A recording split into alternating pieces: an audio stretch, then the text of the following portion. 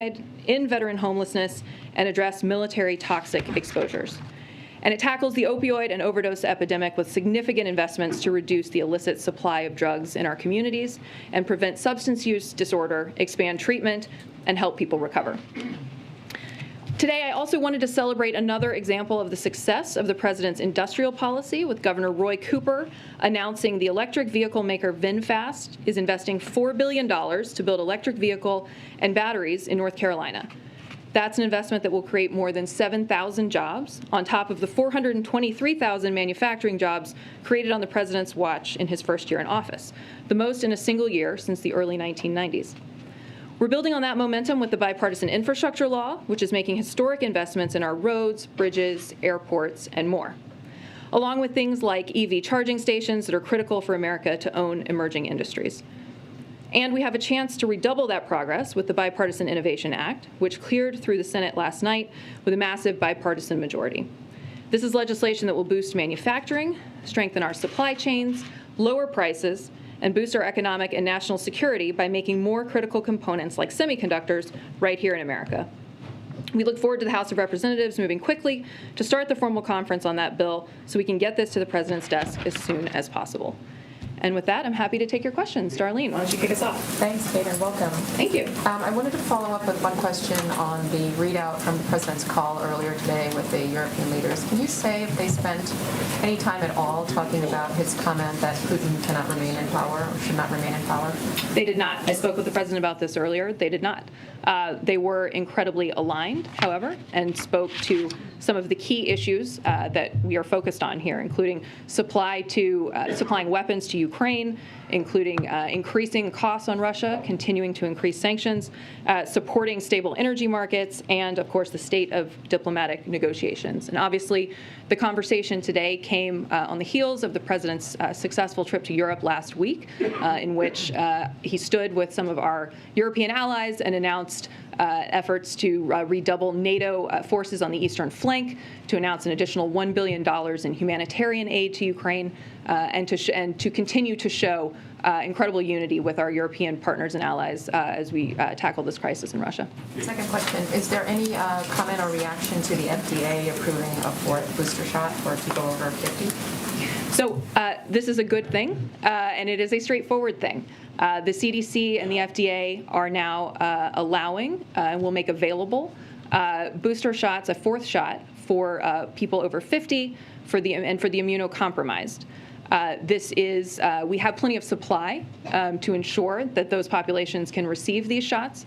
But what I would say is that if at some point it becomes recommended that the full population requires a fourth shot, we're going to need additional funding. We're going to need the additional funding we've requested of Congress to be able to provide those shots for the broader population. But we do have the supply, and people will be able to go. People in those populations over 50 and up will be able to go and get those shots. Thank you. Mike Vinland. First, I wanted to ask about the talks that are happening underway in Turkey at the moment between the Russians and the Ukrainians. What is the White House's visibility into those discussions? And have U.S. officials seen any evidence to back up Russia's claims that they're pulling some of their forces back from Kyiv? Obviously, the president said he wanted to see what the Russians actually did versus what they say. Yeah. So we are in close contact with the Ukrainians and are supportive of their efforts to engage in diplomacy and to try to reach a ceasefire. We are prepared to be helpful however we can and are focused on putting Ukraine in the strongest possible position, both on the battlefield and at the negotiating table. We obviously continue to provide security assistance, to provide weapons, to ensure that they are able to push back on Russian aggression, and we continue to increase pressure on Putin and on Russia by imposing severe costs in partnership with our allies and partners. So we defer to the Ukrainians to discuss the specifics of the negotiations, but we are, of course, committed to a Ukraine that is sovereign, independent, and secure. And we are in constant conversation with the Ukrainian government and our allies and partners, but as always, we keep those conversations private. To your second question about Kyiv, obviously, and what we heard from the Russians today, you obviously heard the president address this and say that we'll need to watch and see if their actions meet their words. But I think we should be clear-eyed about the reality of what's happening on the ground, and no one should be fooled by Russia's announcements. We believe any movement of forces from around Kyiv is a redeployment and not a withdrawal, and the world should be prepared for a major offensive against other areas of Ukraine. Everyone should expect that we're going to continue to see attacks across Ukraine. Obviously, a key message that the president delivered on his trip to Europe last week was that we are in for a long slog, that our allies and partners need to remain, that our resolve needs to remain strong, and that we need to continue to execute on the strategy of inflicting significant cost on the Russian economy, and again, strengthening Ukraine on the battlefield and at the negotiating table. And Kate, on the subject of the president's remarks in Poland about President Putin, obviously yesterday he tried to suggest that there was a distinction between his personal views of what he thought was a moral outrage versus an official policy position on the part of the United States. But you know full well something that candidate Joe Biden said virtually every day on the campaign trail, which is that the words of a president matter, that they can, as he often put it, lead a country into war. Is he not living up to the standard that he set himself during the campaign? Absolutely not. I think the words of the president here were incredibly powerful. He spoke personally about the moral outrage that he felt, which is shared by people all across the world. It does not mean he is articulating a change in policy. It does not mean he's laying out a change in U.S. policy.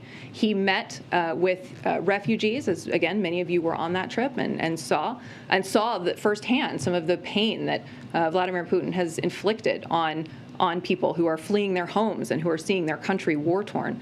So this was an incredibly personal, powerful statement of moral outrage. It was not an articulation of a new U.S. policy. And I think both of those things can be and are true. And you spent some time with the president. Last question, Kate.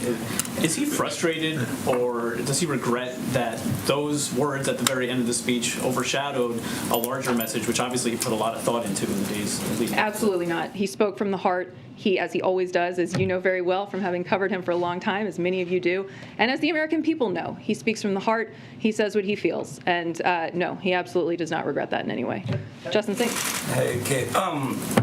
Following on Darlene's question, will the president and vice president be receiving fourth booster shots, and do you have a sense of timeline on that? So I can speak to the president, who will make this decision in consultation with his doctor. Obviously, if his doctor recommends that he receive a fourth booster, then he would, but he'll make that decision in consultation with his doctor. I will check on the vice president. I don't know. And then earlier you were talking about the call on supporting stable energy markets. During the president's trip last week, there seemed to be momentum behind the idea of a coordinated strategic petroleum reserve release, and so I'm wondering if you can provide any update on whether that topic came up in the conversation today, or a time frame or outlook for that. I can only say that they spoke to the stability of energy markets writ large and the need to keep them stable. I don't have any specifics to preview in terms of any coming announcements.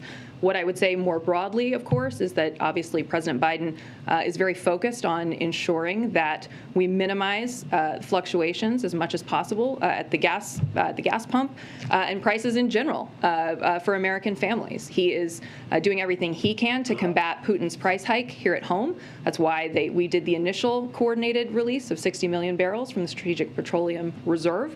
And he will continue to focus on this, but I don't have any specific preview that I can give you at this time. And then last one, our friends over at the Journal yesterday reported that members of the Ukrainian peace negotiation team have exhibited signs of a potential poisoning. I'm wondering if that was something the U.S. has been aware of, tracking, and if you sort of ascribe responsibility to the Russians. So we are certainly aware. We are obviously alarmed by these reports, especially given the fact that this is something that historically has been in Russia's playbook. But I do not have any confirmation at this time, except to say that we are aware. Caitlin? Thanks, Kate. You just said, and the Pentagon is also saying the same thing, that any movement of forces in Ukraine, of Russian forces, is not a withdrawal but a repositioning. Is that based on intelligence, or what is that based on? That is based on the fact that we need to see what the Russians actually do before we trust solely what they've said. We saw from the outset that they made an aggressive push toward Kyiv at the beginning of this conflict, and we have no reason to believe that they have adjusted that strategy. Obviously, we continue to do everything we can to impose costs for this decision. We will continue to execute on our strategy. But as you heard the president say, we are not going to take their word for it. We're going to wait to see what their actions look like. And the British Prime Minister said today that they won't accept anything less than a full withdrawal of all Russian forces from Ukrainian territory. Does President Biden share that view that reduced military activity is not enough? Well, we are going to allow the Ukrainians to execute on these negotiations. It's not our role to begin the negotiation. Again, our role is to strengthen Ukraine on the battlefield, to try to strengthen Ukraine at the negotiating table by implying these sanctions and costs to Russia. But I'm not going to prejudge or predetermine an outcome for that conversation. And last question for you. Jared Kushner is set to testify before the January 6th committee on Thursday virtually. Has the White House had any communication with him about whether or not you're going to waive any executive privilege claims that he could make? So obviously the president has spoken to the fact that January 6th was one of the darkest days in our country's history, and that we must have a full accounting of what happened to ensure that it never occurs again. And he's been quite clear that they posed a unique threat to our democracy, and that the constitutional protections of executive privilege should not be used to shield from Congress or the public information about an attack on the Constitution itself. And so as a result, the White House has decided not to assert executive privilege over the testimony of Jared Kushner and Ivanka Trump. And have you communicated that to Jared Kushner's team, or is this? I won't speak to private communication between our attorneys and his. Thank you, Kate. Just sort of with Russia redeploying to focus on eastern Ukraine, what is your view on whether Russia should be allowed to retain control of the Donbass region? As you're aware, they have, just today said that, that is what their demand is. And I'm wondering if the U.S. has a formalized position on that. So again, I am not going to prejudge where these negotiations ultimately net out. We are doing everything we can to provide weapons to the Ukrainian people so that they can turn back Russian aggression, and we're doing everything we can to impose severe costs on Russia and on the Russian economy. I am not going to prejudge the ultimate outcome, certainly not from standing here at this podium. And just a quick question on the Deputy Treasury Secretary. He spoke a little while earlier and said there are more sanctions coming. This time they'll be focused on Russian supply chains. Are there any more details that you can potentially share with us on what that looks like and when that will happen? So I don't have additional specifics that I can provide in terms of announcements coming at this time, except to say more broadly, that certainly we have hit in concert with our allies and partners. We have hit very hard at the things that Putin cares about the most. We've degrading his military, access to cutting-edge technology, chipping away at his chokehold on energy, an ability to project power and influence. And of course, we will continue to intensify. And we're not going to run out of options anytime soon. There are plenty of things that we can do, including broadening sanctions to new targets, deepening the severity of sanctions that are existing. So I don't have any specifics to announce at this time, except to say that there are certainly other options should we decide to move forward with them. Can I quickly follow? Let me ask, just follow up on the January 6th committee. Liberals have suggested that they're disappointed with the way that the Justice Department under Attorney General Garland has approached the former president. How does the president feel about this question? The president has the utmost respect for the independence of the Department of Justice and does not have any comment on that. And so the sense here is that the president has confidence in the way the Justice Department has been handling all of these cases? Again, I'm not going to speak to specific handling of cases. Obviously, the president has full faith in Attorney General Garland to run his department the way he sees fit. Okay. Please. Hey, on the president and the coronavirus, you said there'll be consultations about a fourth shot. I wonder with the president's recent travel overseas, with several members of the White House staff coming down with coronavirus, are there any additional measures or medication, anything else that's being done to sort of protect the president's health and welfare? So, let me talk a little bit about some of the procedures and give you an overview of our policy here. So, the White House takes incredibly strong precautions in alignment and sometimes, as you all know, beyond CDC guidance to ensure that we're keeping a safe workplace, especially for the President of the United States.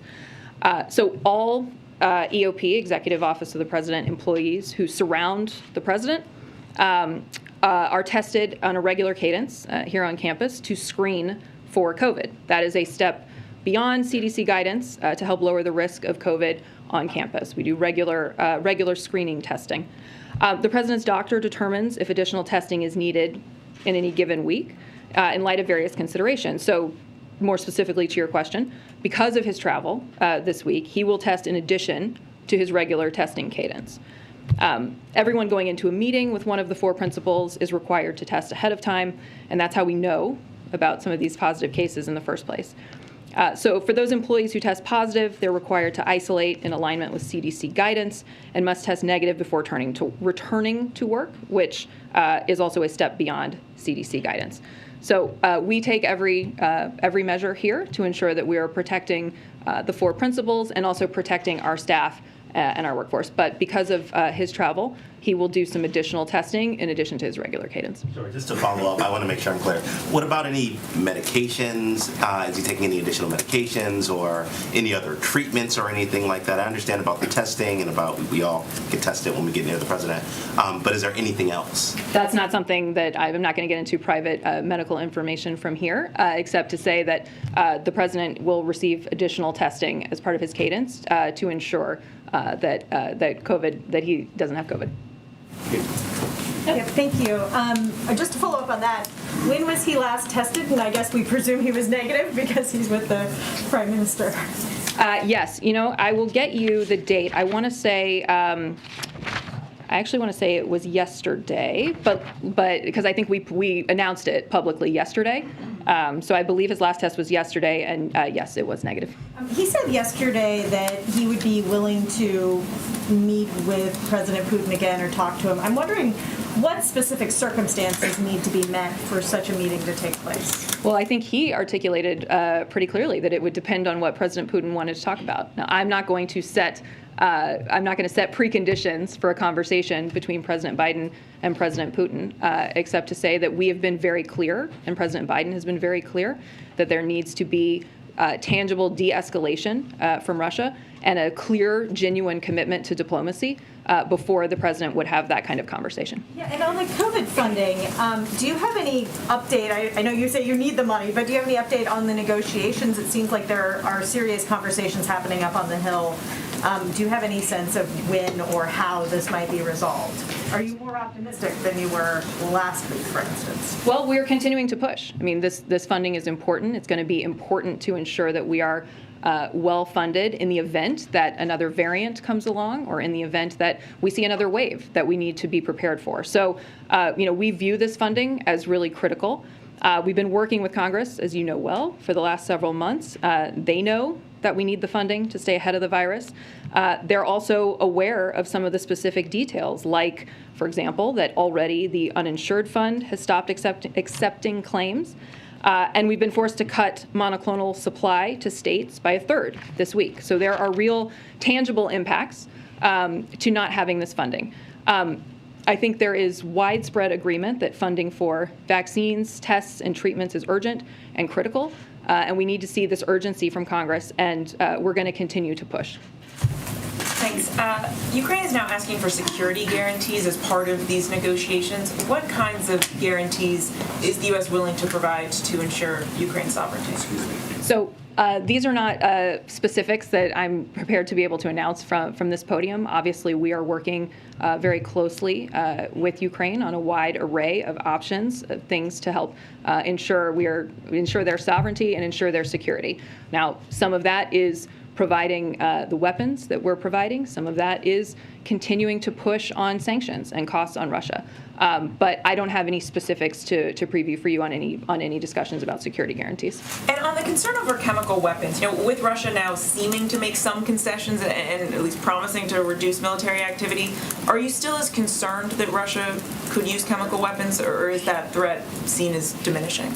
We continue to prepare for every contingency. We obviously take seriously a wide array of potential options. There has been reporting in the public sphere over the last weeks about all the work that our teams are doing to prepare for eventualities. So I'm not going to rate the likelihood of one or another outcome, except to say that our teams are preparing for all eventualities. And the president has been very clear that we will respond with severe consequences, as we have responded with severe consequences to every action Russia has taken up until this point. And just a similar question with regards to China. Do you see Russia's promise to somehow pull back some of its forces as a sign that China is not willing to or will not be assisting them?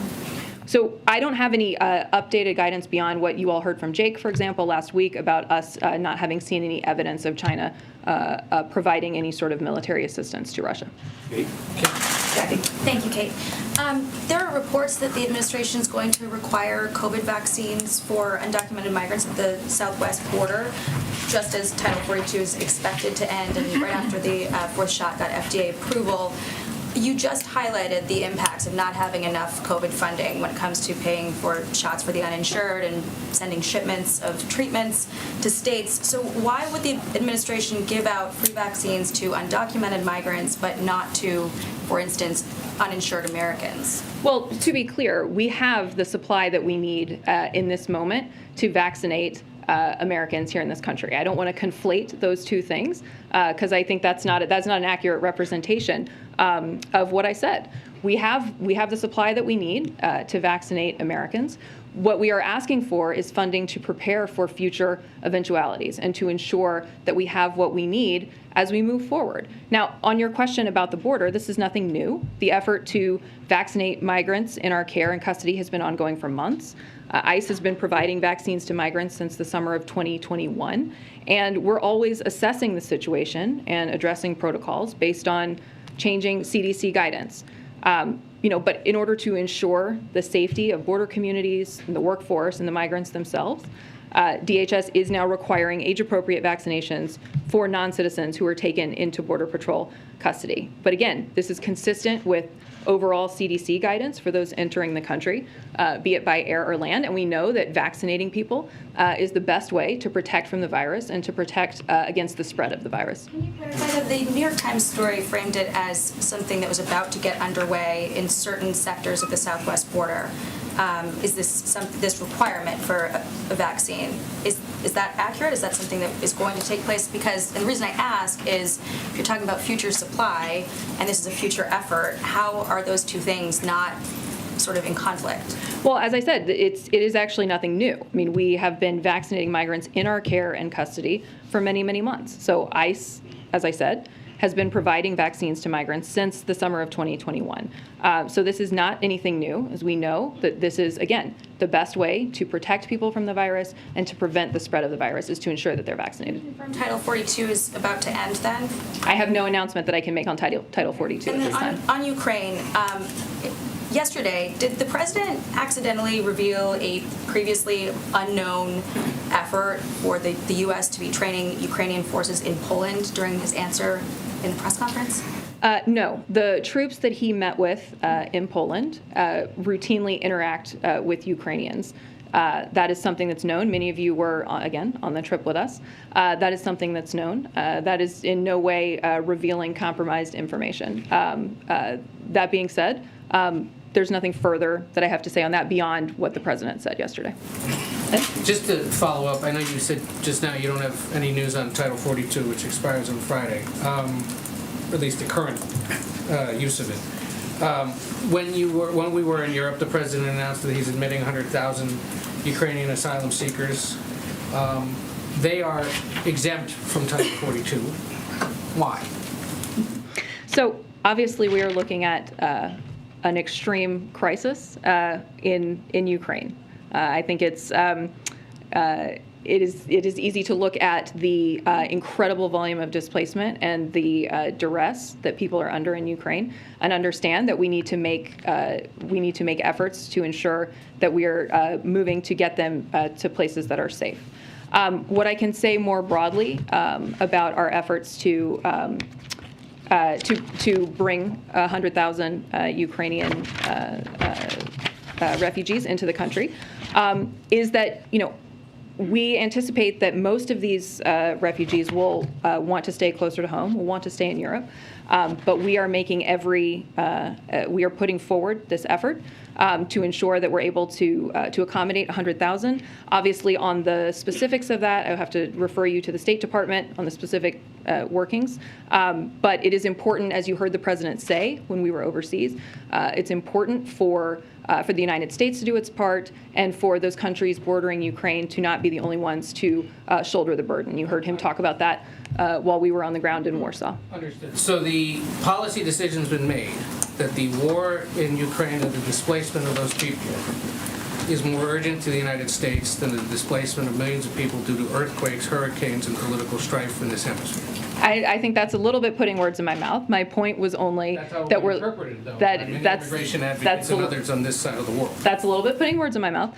All I'm saying is that we have put forward a process to allow to bring 100,000 Ukrainian refugees into the country, given the incredible duress and the crisis that they're facing in their homeland. Two other quick follow-ups. You said to Cleve on the question of any medications the president may be taking because of COVID, that that's private medical information. Is that to say that if he is taking something currently, it'll be revealed in his next medical report that we get at some point? That's the way that Alexis and Crestor and Dymista have been revealed in the last one? That's simply to say that I don't have anything in this moment to provide at the podium. That's medical information. If there is a moment in which it needs to be disclosed, it would obviously be disclosed. As you know, we put out an incredibly fulsome physical report on the president's health every year. So that's simply to say I don't have anything to disclose from this podium at this time. And then on the Trump logs that appear to have hours of information missing, has the January 6th committee asked this White House to try to find that information or implore the archives to dig deeper for them? Has the White House counsel's office attempted to help reconstruct that record at all? I would refer you to the archives on that. I don't have any additional information from the counsel's office at this time. Okay, Thank you, Kate. Two ones on Ukraine again, if I may. So the sanctions are obviously the stick. Is there some thinking already about what the carrot could be? Essentially, is there going to be some sort of schedule laid out, like you do this, this comes off, and a route map, I suppose, is what it's called. Well, I don't know that Russian activity at this time necessarily merits a carrot. We have been very focused on the stick.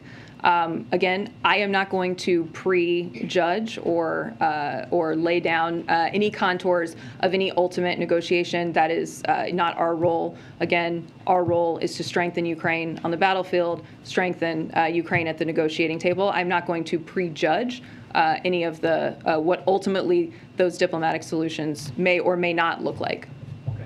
And just following up on your previous answer about the troops in Poland. Jen did say clearly last week there are no U.S. training programs for Ukrainians outside of Ukraine. Obviously not in Ukraine, but nowhere else either. I actually asked the question. That's what she said, no. So the president yesterday, and I've got his quote here, was very clear. He said when he had this chat with the U.S. troops, he said it was all about them helping to train the Ukrainian troops that are in Poland. So are they training them in Poland or are they not training them? Well, as I said, there is regular interaction between Ukrainian soldiers in Poland and the U.S. troops that the president saw on the trip. There's no further detail that I can add on that, except to say that there is regular interaction. As you saw, we were there near the border, and there's regular interaction between those troops that he saw and Ukrainians. Yes. Thanks, Dave. No, go ahead.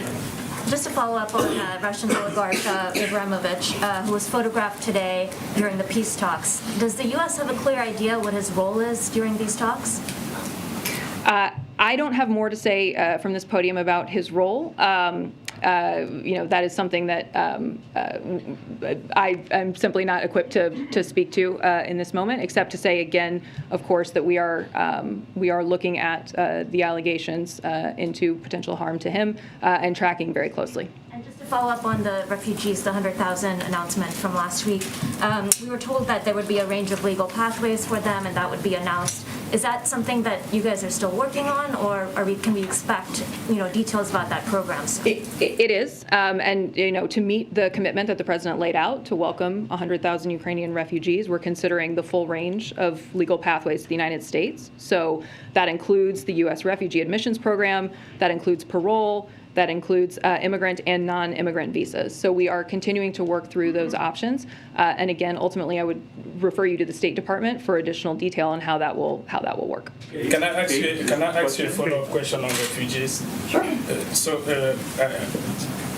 Many people have been advocating that what you are doing for Ukrainian right now is what you should also do for Ethiopian. As you know, tens of thousands of Ethiopians have been killed, millions have been displaced. Why not do the same thing that you do to Europeans, to African, to Ethiopian, and then to Cameroonian? And then one second question, I want to talk about Will Smith and Chris Rock. It's the biggest story right now. You saw the level of violence that was unleashed on Chris Rock. Is that something that the White House condoned, that type of violence? Do you condemn it? And do you do anything to support comedians who are being attacked and other artists? Thank you. So I don't have any official comment from the White House on the altercation. I know the president was not able to watch the Oscars, didn't see it. So I don't have any official comment from him or from the White House on this. Thank you. The question on Ethiopia, the Ethiopia question. Exactly. I'm sorry. I don't have any. You're right. I don't have any additional detail on any plans there. Obviously, as we are focused on working to welcome 100,000 Ukrainian refugees here, that does not,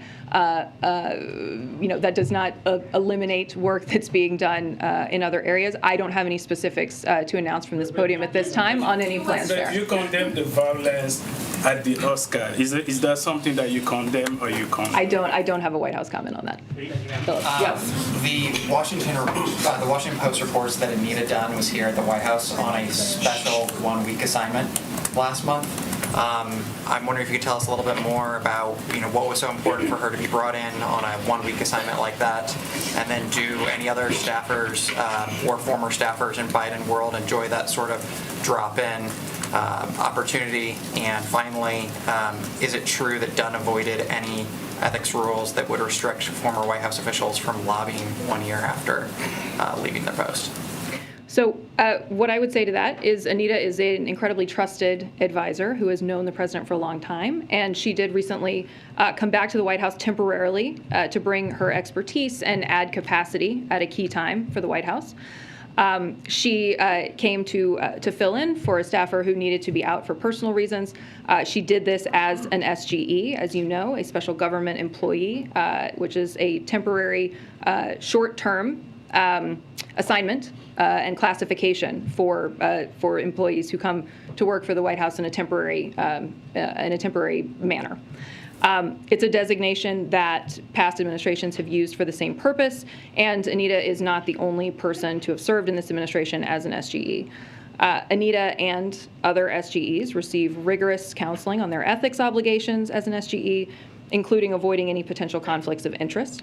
And Anita, of course, has always held herself to the highest standards, consistent with this administration's commitment to ethics, abiding by all federal ethics laws and policies applicable to SGEs. And then one more.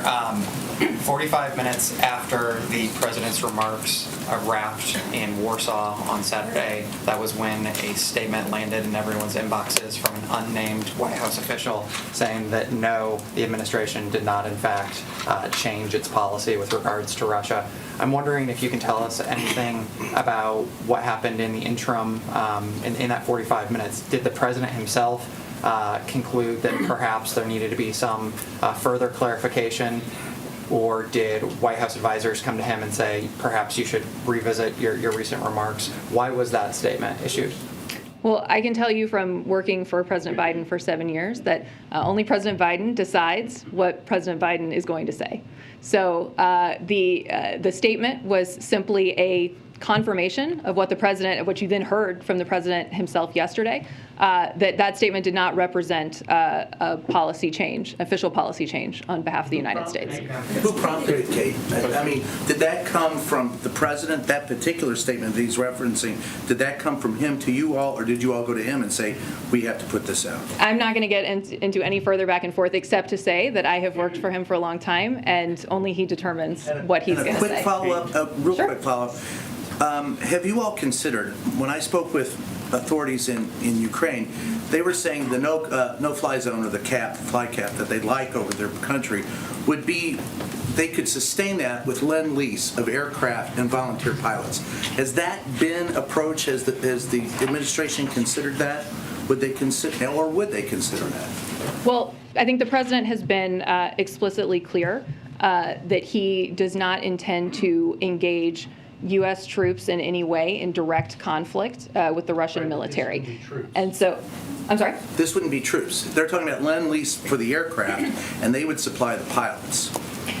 So I guess a couple of things. One is the assessment of our military is that the anti-air, anti-tank, the munitions that we're providing to the Ukrainians are the most effective things that they can have on the battlefield. That's the assessment of our military commanders, and of course, something that the president factors significantly into his decision making. The second thing I would say is that, again, he has been very clear that he is not interested in engaging the U.S. military in direct conflict with Russia. And there are for example, on the question of the MiGs, there are significant logistical challenges that may raise those issues. So as to whether there's a specific discussion about Lend-Lease, I don't have any further detail that I can provide on that, except to just lay out those kind of two key points that have really been driving the president's thinking and decision-making on this. And as far as the assessment of the sanctions, when they first went in, the president said, hey, give us a month, and then we'll look at them. Been a month. You happy, or what would you like to change, or are you satisfied with where they're going? With regard to the sanctions that have been applied to Russia? Yes. I think you've seen us continue to escalate over the course of the last, since the invasion began on the 24th of February. You've seen unprecedented costs inflicted on the Russian economy. I think, again, even just last week while he was in Europe, the president announced another round of sanctions in consultation with our allies and partners. So we continue to increase the pressure and to ensure that we are inflicting maximum cost on Russia for its aggression. So you're happy with it? I want to know, what will President Biden's response if Israel bombs Iran's nuclear reactors? I am not going to get into that kind of hypothetical, but thank you. Thank you for the question. Thank you, Kate. Hi. So there are reports that the administration is considering providing Ukraine with an additional $500 million in aid, and is pushing European countries to make the same sort of effort. Can you confirm or provide more details on that?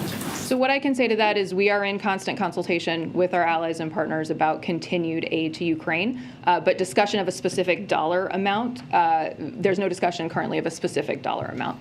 Thanks. Kate. Two questions on Singapore. First question is the Prime Minister welcomed the Indo-Pacific economic framework. When will we see the exact plan, and will the framework need to be ratified by the Congress?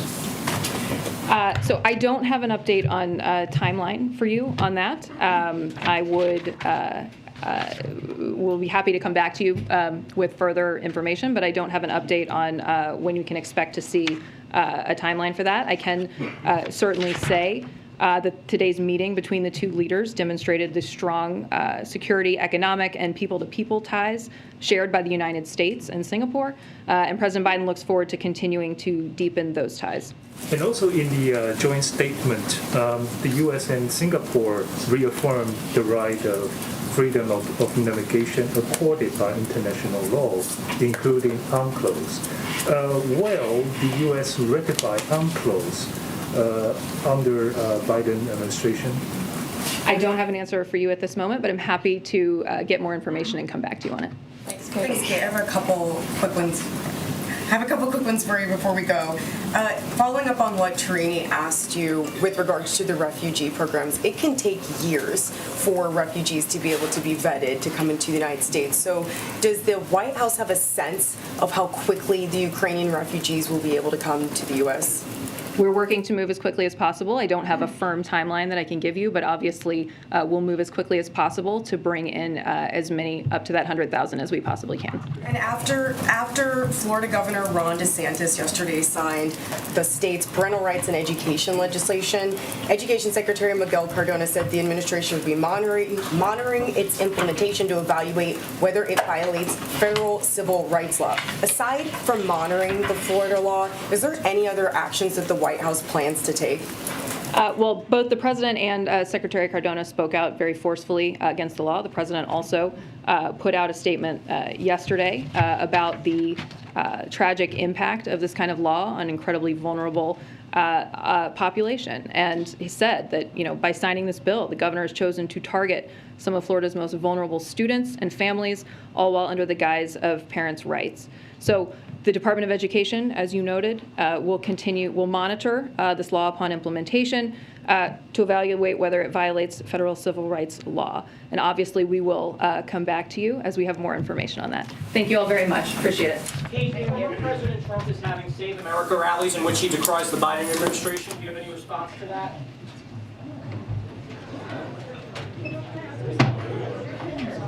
When these Holocaust survivors are gone, who will warn us to never forget? When some people don't know. Undeniable. The Truth to Remember. Streaming now.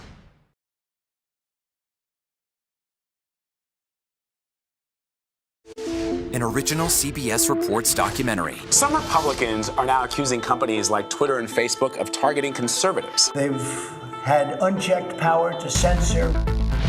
I do not have access to my main Facebook account. I wasn't given an explanation. I was just like, what did I do? It's not okay to shut down my voice simply because it's not the same as yours. How those rules are enforced is something that the rest of us know very, very little about. The First Amendment protects all of us from the government limiting our speech. The companies have the ability to decide what speech they will allow. They're not the government. An original CBS Reports documentary, streaming now. An original CBS Reports documentary. Oh my God, the truck is sinking. Devastating flooding has reached catastrophic levels. Rising sea levels are threatening America's coasts. You would have to take that house and put it on stilts 10 feet tall. If the street is filled with salt water, what difference does it make how high you make your house? The highest rental rates is exactly where the elevation is highest.